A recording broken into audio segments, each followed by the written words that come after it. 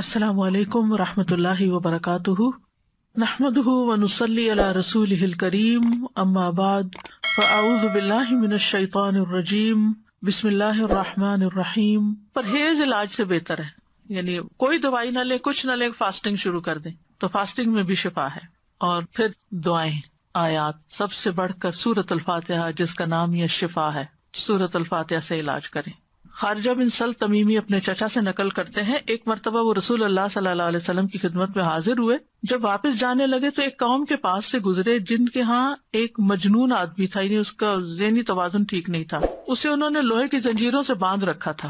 اس کے اہل خانہ کہنے لگے، ہمیں معلوم ہوا کہ تمہارا یہ ساتھی یعنی نبی صلی اللہ علیہ وسلم کو خیر لے کے آیا ہے، وہ خود نہیں ہوں گے مسلمان، نہیں پتا ہوگا، تو کیا اس کے پاس کوئی ایسی چیز ہے کہ جس سے علاج کیا جائے اس کا؟ وہ کہتے ہیں کہ میں نے سورۃ فاتحہ پڑھ کر دم کیا تو وہ ٹھیک ہو گیا۔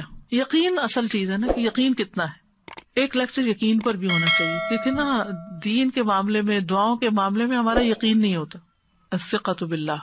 پھر جو منزل ہم پڑھتے ہیں اس میں سورۃ فاتحہ کے علاوہ آیت الکرسی ہے، البقرہ کی آخری 2 آیات ہیں، کیونکہ نبی صلی اللہ علیہ وسلم نے فرمایا جس نے سورۃ البقرہ کی آخری 2 آیات ایک رات کو پڑھی وہ اسے ہر آفت سے بچانے کے لیے کافی ہوں گی۔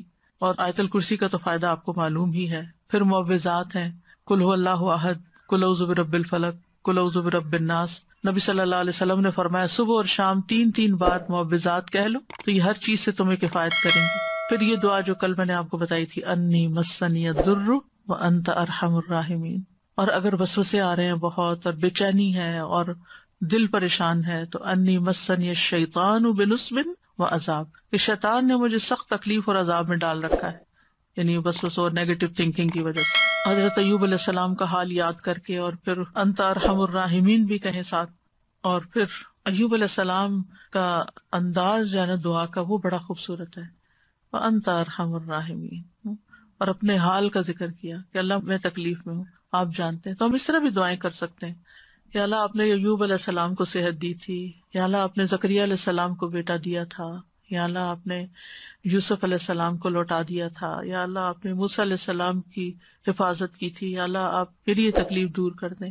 سورۃ الانبیاء میں وہ اتنی خوبصورت دعائیں پڑھتے ہیں تو دل پگھلتا ہے، سارے انبیاء کی جو دعائیں قبول ہوتی گئیں ان کا واسطہ دے کر کے اللہ آپ نے ان سب کی دعائیں قبول کی، آپ میری بھی دعا قبول کریں اور میری یہ تکلیف دور کر دیں۔ اور پھر یہ ہے کہ جیسے نیک لوگ اللہ سے اچھا گمان رکھتے تھے، ابراہیم علیہ السلام نے کہا وَإِذَا مَرِضْتُ فَهُوَ يَشْفِينِ، وہ مجھے شفا دیتا ہے جب میں بیمار ہوتا ہوں۔ یہ یقین ہو اور پھر اس طرح شفا مانگے اللہ سے کہ اللہ تعالیٰ آپ کے ہاتھ میں شفا، بِيَدِكَ الشِّفَاء۔ پھر وہ جو مسنون دعائیں گرین کارڈ کی ہیں، امسح البأس رب الناس بِيَدِكَ الشِّفَاء لا يكشف الكرب الا انت، اے لوگوں کے رب تکلیف دور کر دے، تیرے ہی ہاتھ میں شفا ہے، تیرے سوا اس کو کوئی دور کرنے والا نہیں۔ نبی صلی اللہ علیہ وسلم بیمار پر ان الفاظ کے ساتھ دم کیا کرتے تھے۔ اور پھر ایک اور روایت میں آتا ہے، انس رضی اللہ عنہ کہتے ہیں کہ میں تم پر وہ دعا پڑھ کر کیوں نہ دم کروں جسے رسول اللہ صلی اللہ علیہ وسلم پڑھتے تھے۔ تو حضرت ثابت کی طبیعت خراب تھی تو انہوں نے کہا ضرور کیجیے، تو حضرت انس نے ان الفاظ کے ساتھ دم کیا، اللہم رب الناس مذہب البأس اشفی انت الشافی لا شافی الا انت شفاء لا یغادر سقما۔ پھر اسی طرح یہ ہے کہ اگر کوئی جل جائے تو اس کا علاج نبی صلی اللہ علیہ وسلم نے کس طرح کیا۔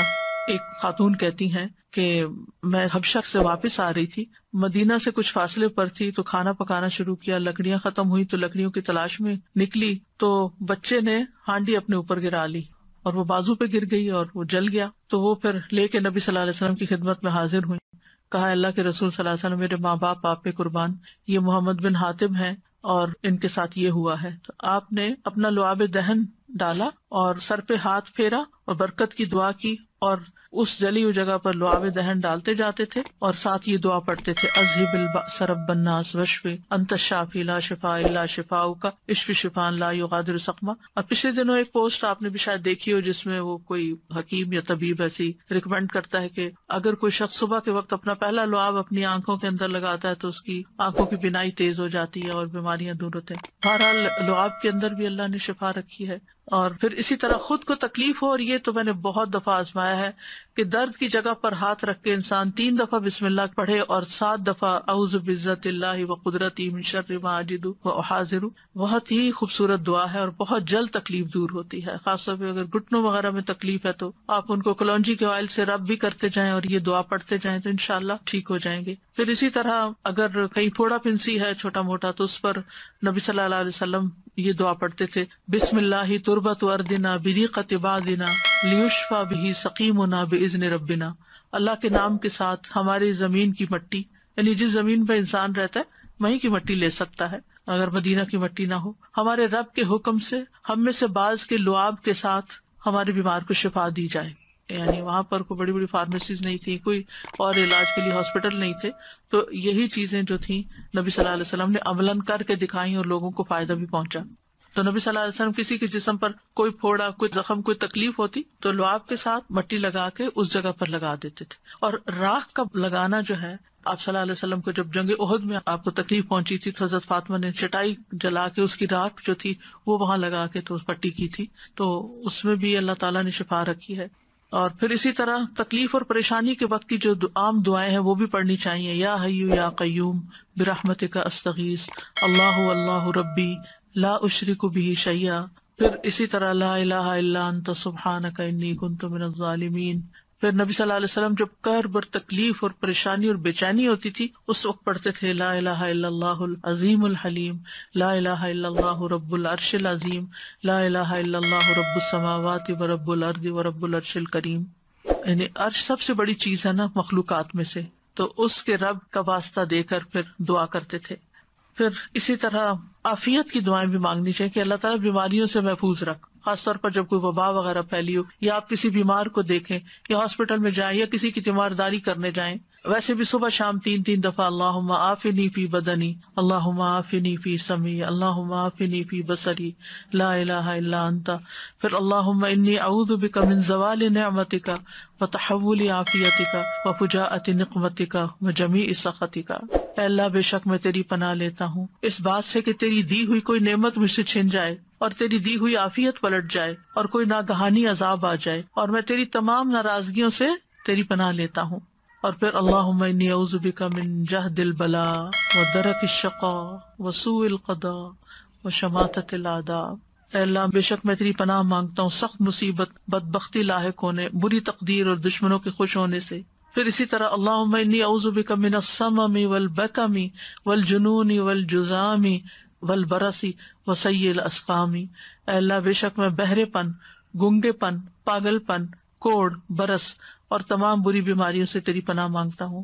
اور پھر اللہم انی اعوذ بک من الہم والحزن والعجز والکسل والجبن والبخل وغلبۃ الدین وقہر الرجال. اخلاقی بیماریوں سے، روحانی بیماریوں سے نجات. اے اللہ میں تیری پناہ مانگتا ہوں دکھ، غم، عاجزی، سستی، بخل، بزدلی، قرضداری کے بوجھ اور لوگوں کے اپنے اوپر غلبے سے. پھر اعوذ بکلمات اللہ التامات من شر ما خلق. ہر طرح کے شر سے اللہ تو مجھے بچا لے. جہاں بھی انسان جائے، کسی شہر میں جائے، کسی جگہ پر جائے، پلین میں ہو، کہیں پر آپ انٹر ہو، بینک میں، اسکول میں، تو 3 دفعہ اگر آپ یہ پڑھ لیں کوئی چیز آپ کو نقصان نہیں دیتی. کیونکہ انسان کو ڈر ہوتا ہے نا کہیں وائرسز ہوں گے، اور خاص طور پر آج کل کے سیناریو میں.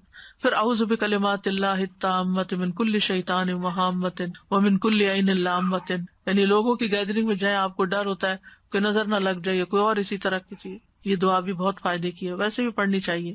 اور پھر شیطانی وسوسے سے اگر بہت نیگیٹو تھنکنگ ہو رہی ہو اور بہت برے برے خیالات آ رہے ہوں، کسی کے بارے میں کوئی بات بہت بری ستا رہی ہو، تو اعوذ بکلمات اللہ التامات من غضبہ وعقابہ وشر عبادہ ومن ھمزات الشیاطین وان یحضرون. خاص طور پہ برا خواب آنے کے بعد اگر دل پہ بار بار پریشانی کا خیال آ رہا ہے، بار بار آ رہا ہے، تو اس کو بھی جھٹکنے کے لیے یہ دعا پڑھی جا سکتی. تو اللہ تعالیٰ محفوظ رکھیں گے. بس آخر میں چند موٹی موٹی باتیں کہ اگر آپ کسی بیمار کے پاس جائیں تو کن چیزوں کا خیال رکھیں، کیونکہ مریضوں کی عادت کا حکم دیا گیا ہے، کیونکہ اس سے انسان کو اپنی نعمتیں یاد آتی ہیں اور انسان کو آخرت کی یاد آتی ہے. اور مسلمان کی عادت جو ہے وہ دوسرے مسلمان پر حق ہے، خاص طور پر اگر کوئی قریبی لوگوں میں سے ہو. نبی صلی اللہ علیہ وسلم نے فرمایا جب کوئی شخص اپنے کسی مسلمان بھائی کی عادت کرتا ہے تو وہ جنت کے باغات میں چلتا ہے یہاں تک کہ بیٹھ جائے. اس کے بیٹھنے پر اللہ کی رحمت اسے ڈھانپ لیتی ہے. اگر واقعی عادت کی نیت سے کسی کے پاس جاتے ہیں اور عبادت کی نیت سے، اور اگر صبح کے وقت جائے تو شام تک 70,000 فرشتے اس کے لیے دعائیں بخشش کرتے ہیں، اور شام کو جائے تو صبح تک، یعنی اتنا بڑا اجر و ثواب ہے۔ اور عیادت نہ کرنے والوں کی مذمت کی گئی ہے۔ اللہ تعالیٰ قیامت کے دن فرمائیں گے کہ میرا فلاں بندہ بیمار تھا، تو نے اس کی عیادت نہیں کی، یعنی تم نے اس کا حال ہی نہیں پوچھا، اگر تو اس کی عیادت کرتا تو مجھے اس کے پاس پاتا۔ عیادت کرتے وقت اسے اجر کی خوشخبری دی جاتی ہے، اور مریض کو دعا دے کر خوش